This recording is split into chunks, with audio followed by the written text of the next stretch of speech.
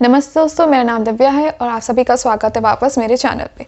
तो जैसे आप सभी को पता ही चल गया होगा टाइटल से इस वीडियो के कि आज मैं वापस एक हिंदी बुक रिव्यू बनाने वाली हूँ एक प्रसिद्ध पुस्तिका पे वापस, जो है the Alchemist by Paulo Coelho.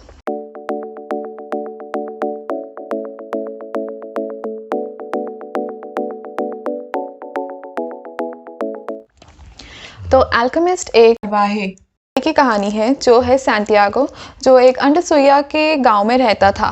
वो उसके पिता चाहते थे कि वो एक पढ़ा लिखा नौजवान बने, कुछ कमाई करे, लेकिन उसके अलग ही कुछ अपने सपने थे। वो चाहता था कि वो दुनिया की सैर करे, दुनिया को अलग नज़रिए से देखे, पूरी दुनिया को घूमे।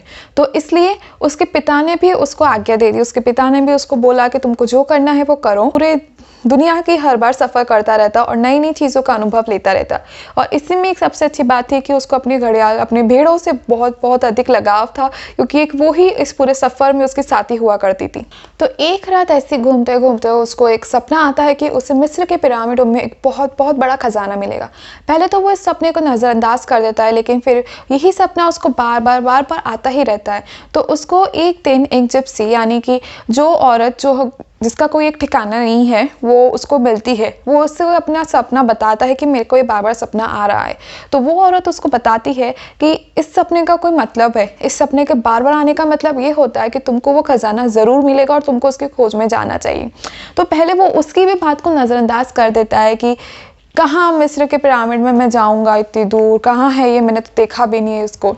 लेकिन फिर उसको लगता है कि नहीं, अगर कहीं बात ये सच हुई और मुझे इतना बड़ा खजाना मिल सकता है तो मैं क्यों नहीं मिलूँ उसको। तो इसलिए वो फिर निकल पड़ता है एक अपने लंबे सफ़र पे, खजाने की खोज पे।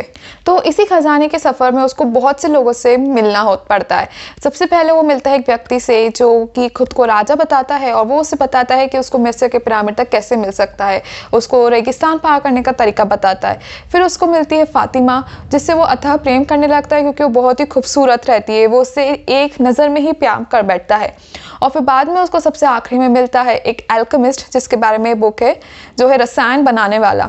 उससे मिलता है। उससे भी वो बहुत बहुत सारी चीज़ें सीखता है। ना ही उससे मतलब सिर्फ ना कि वो उससे सिर्फ उसका सीखता है काम रसायन बनाने का, इसके अलावा वो जीवन की बहुत बहुत सारी बातें भी उससे सीखता है। इस किताब की कई बातें सराहने लायक है और कई बातें नहीं। इस किताब का जो सार है, जो मैंने पढ़ा और जो मैंने समझा, वो ये है कि अगर सपने हम देखते हैं तो उन सपनों को हमें नज़रअंदाज नहीं करना चाहिए। उन सपनों को हमको पूरा करने में अपनी जी जान लगा देनी चाहिए। अगर लगन और दृढ़ इच्छा हो तो क्या कुछ नहीं पाया जा सकता। इसमें सबसे अहम बात ये भी बताई गई है दो चीज़ों के बारे में, एक तो अहम और एक लालच। इसमें ये भी बताया गया है कि कैसे एक लालच और एक अहम एक व्यक्ति को कैसे बदल सकता है और उससे क्या क्या करवा सकता है। उसके अलावा इसमें एक और बहुत अच्छी चीज़ बता रखी है, डर के बारे में।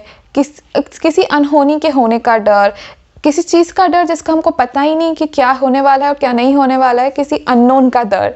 और जैसे कि मैंने कहा, इस किताब की जो लेखन है वो बहुत ही सराहने लायक है। लेकिन इन सब चीज़ों के बावजूद मुझे ये बुक कोई इतनी ज़्यादा पसंद नहीं आई जितनी मैंने सोची थी और जितनी मैंने सुना है इस बुक के बारे में। तो चलिए मैं बताती हूँ कि मुझे क्यों बुक ये इतनी ज़्यादा पसंद नहीं आई। तो पहली चीज़ ये थी कि इस कहानी का जो सार है, इस कहानी से जो सीख मिलती है हमें, जो सीख मिलनी चाहिए हमें, वो मुझे ऐसा लगता है कि कहीं कहानी में ही खो गई। ऐसा लग रहा था कि जो पूरा लेखन था, पूरी कहानी थी, उसने इस सीख को, ये जो बात वो ऑथर, अपना लेखक कहना चाहता था, समझाना चाहता था, वो कहीं उसके अंदर दब के रह गया। अब बहुत कुछ लिखा है इस बुक में और बहुत कुछ नहीं भी लिखा है इस बुक में।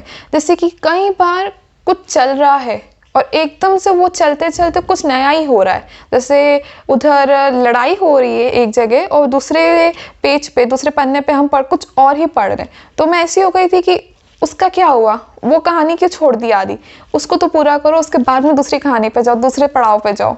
और जैसा कि मैंने कहा कि लेखन बहुत ही अच्छा है, लेकिन कई बार कई जगह ऐसा लगता था कि लेखन ऐसा इसलिए लिखा गया है ताकि जो इस किताब में जो कमी है उसको छुपाया जाए। और अब सबसे बड़ी बात जो मुझे इस किताब में मतलब पसंद आई नहीं आई, ये है कि मुझे ऐसा लग रहा था कि ये छोटा सा, बहुत छोटा सा पार्ट है, एक बहुत छोटा सा हिस्सा है भगवत गीता का। अब हो सकता है इसलिए क्योंकि मैंने पूरी भगवद गीता पढ़ी भी है, मुझे भगवद गीता बहुत अच्छी, और मेरे लिए भगवद गीता ही सबसे बड़ी एक टाइप की आत्मनिर्भर और जो self help non fiction books होती है, मेरे लिए वो ही सबसे अच्छी है। तो मुझे ऐसा लग रहा था कि मैं वो पढ़ रही हूँ, तो उसका एक छोटा सा भाग पढ़ रही हूँ, वो भी नहीं, बहुत छोटा सा एकदम मामूली सा भाग पढ़ रही हूँ। तो हो सकता है इसलिए मेरे लिए बुक इतनी अच्छी नहीं थी। तो अब मैं ये तो नहीं कह रही कि बुक बहुत ही ख़राब है, बहुत अच्छी बुक है ये, बहुत अच्छा लेखन है इसमें, कहानी भी अच्छी है, लेकिन ये जो मैंने चीज़ें बताई उसकी कहानी मेरे लिए बुक की लाजवाब नहीं हो पाई। मुझे कमेंट करके ज़रूर बताइएगा कि आपको ये बुक कैसी लगी और आप क्या सोचते हैं कि मैंने जो बताया उसके बारे में। हाँ, मैं ये बुक आपको ज़रूर बोलूँगी कि आपको अगर पढ़ना है तो आप पढ़ सकते हैं, क्योंकि ये बुक उनके लिए ज़्यादा है जिन्होंने कभी कोई स्पिरिचुअल बुक, आध्यात्मिक कथाएं नहीं पढ़ी हो। उनको ये बुक बहुत अच्छी लगेगी जो ये चीज़ें बहुत ज़्यादा पढ़ते हो। मैं आध्यात्मिक किताबें पढ़ती हूँ, मेरे को बहुत अच्छी लगती है, लेकिन मैंने जो हिंदी की आध्यात्मिक कथाएँ हैं, जो अपनी भारतीय आध्यात्मिक कथाएँ हैं, उनको मैंने ज़्यादा पढ़ा हुआ है। तो मुझे ये जो दूसरी कथाएँ आती ना, उनमें थोड़ा सा लाइक वो ऐसा लगता है कि थोड़े आपस में एक दूसरे से मिली हुई है, तो मुझे उनमें ज़्यादा मज़ा नहीं आता। मैं थोड़ी सी पुरानी किताबें मैंने पढ़ रखी है आध्यात्मिक, तो मुझे वही ज़्यादा अच्छी लगती है। तो अगर आपको ये वीडियो पसंद आए तो इस वीडियो को लाइक करना बिल्कुल मत भूलिएगा और मुझे सब्सक्राइब करना बिल्कुल मत भूलिएगा, और कमेंट करके ज़रूर बताइएगा कि आपके क्या विचार है इस किताब के बारे में। तो मिलते हैं अगले वीडियो तक।